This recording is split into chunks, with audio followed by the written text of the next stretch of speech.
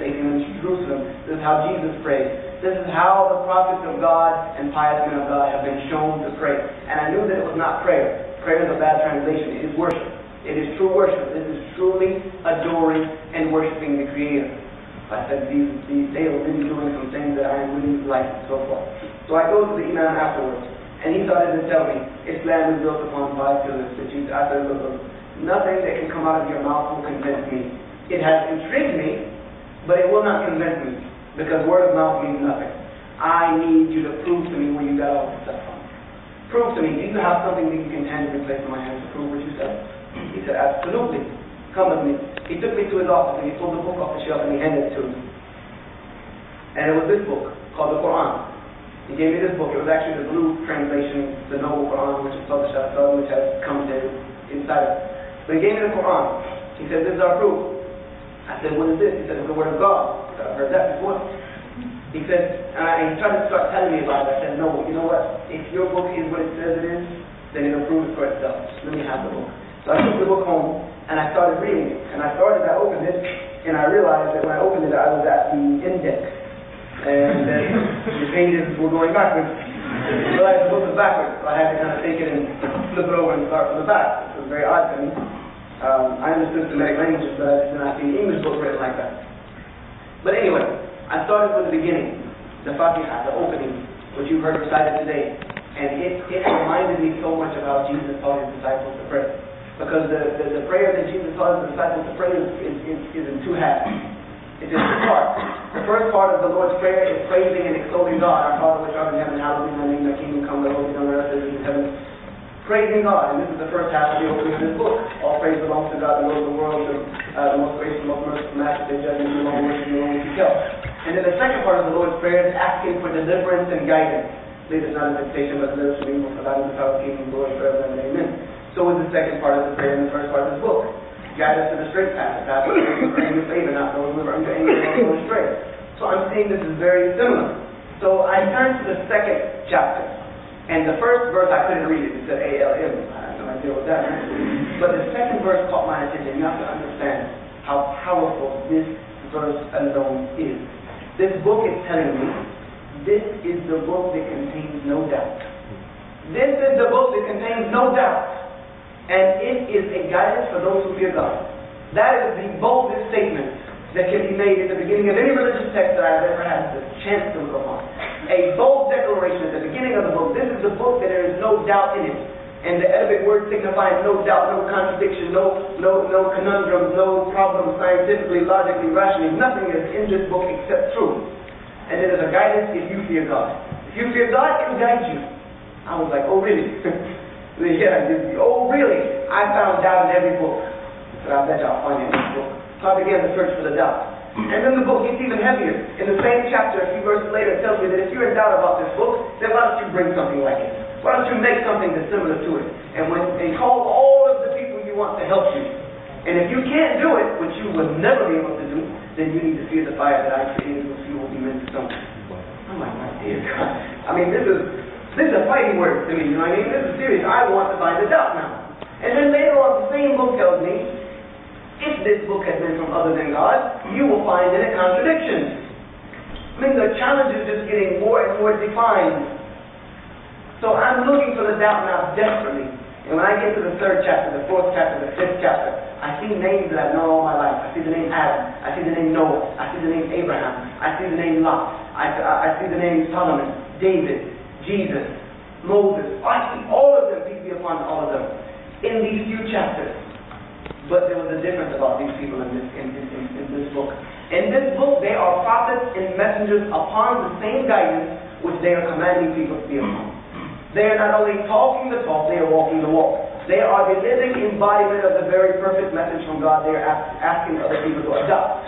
And they are telling people to obey God by following my example. I'm going to exemplify to you how to live a righteous life, and you follow that. Logic. I'm going to send you a messenger who's going to not only bring you the revelation, but show you how it should be, and then you just keep up with that. This is what the book is saying. Very beautiful. Intellectually sound, logically, rationally.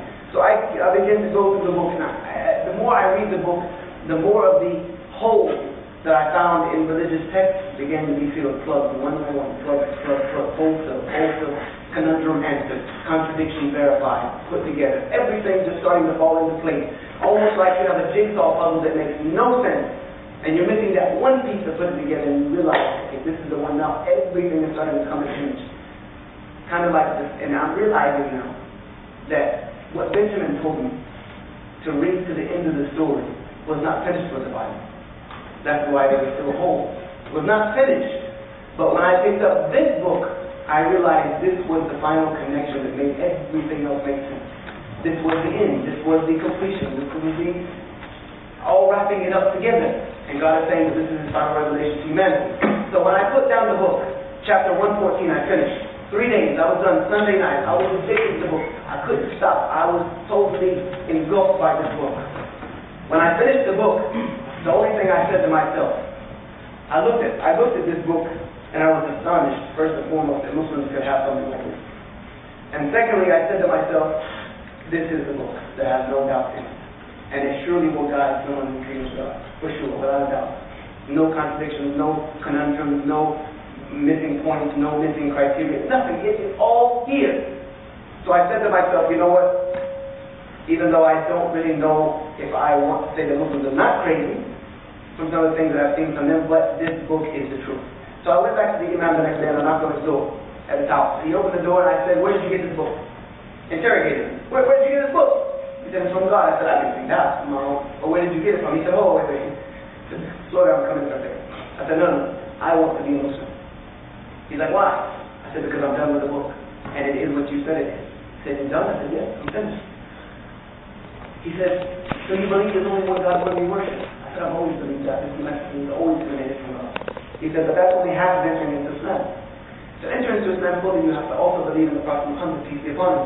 So let me come in and I'll give you some information about the Prophet Muhammad. I said, you don't need to give me any information about the Prophet Muhammad, peace be upon him, except answer for me one question. He said, what is that? I said, did you give us this book? He said, yes. I said, then he is a prophet. Then he is a messenger. This is his evidence. God is perfect. Everything coming in from perfect. This is perfect. So whatever is in between this and God is perfect. So I accepted Islam on that day, December 1990. I said, I bear witness that there is nothing that has the right to be worshipped except the one true God of all that exists. And I bear witness that Muhammad is indeed the slave and messenger of God at the end of a long line of messengers, starting from Adam, going all the way down. And I believe in all of them without doubt, with no contradictions between them. And I accepted Islam on that day in December 1998. Now, if I came here just to tell you my story for entertainment purposes, I wasted my time. I wasted my time, you wasted my time, I wasted your time. Because I'm not an entertainer. I would have stayed in the martial arts business had I wanted to be an entertainer. And if you wanted to be entertained, there's much better videos of this story you could have found on YouTube and you could have seen it bigger than life. The reason I have come to tell you this story is to remind you that, first and foremost, to my Muslim brothers and sisters, there are a lot of people like me. There are a lot of people like me 13 years ago who want to know the truth, who want to know what's wrong with their life, who want to know why the world is in such problems and such chaos, why their life is in problems and chaos, how can they get out of the rut and the gutter and all the problems they are facing. And they are looking for solutions. We see the world is looking for change and solutions. They want something different. Unfortunately, history has taught us that anything that is man-made is going to end up with the same problems at the end of the day. If you replace one man-made system with another man-made system, you're going to have the problems that men and human beings bring. The only solution to that is the solution I found 13 years ago, and that is the religion that God has given to creation. The religion and way of life that God has given to creation through His messengers, from the beginning to Adam, all the way to Muhammad, peace be upon all of them, and through His revelations, the last of them, the first of them being the revelations given unto the prophets, and then all through the Torah, the scroll given to Abraham, the Zabur given to David, the gospel given to Jesus, and the Quran given to Muhammad, gives us that divine way of life, and that's the only thing that can save humanity. That's the only thing, without a shadow of a doubt, no whims, no apologies about it, that can save humanity is this book and the way of life that it teaches, the laws that it indoctrinates, and the lifestyle that was given by all the prophets is the only way that's going to solve human beings' solutions. And, unfortunately, Muslims are the only people that still contain this pure, beautiful message. And even more unfortunate than that fact is that we don't realize that ourselves. And on top of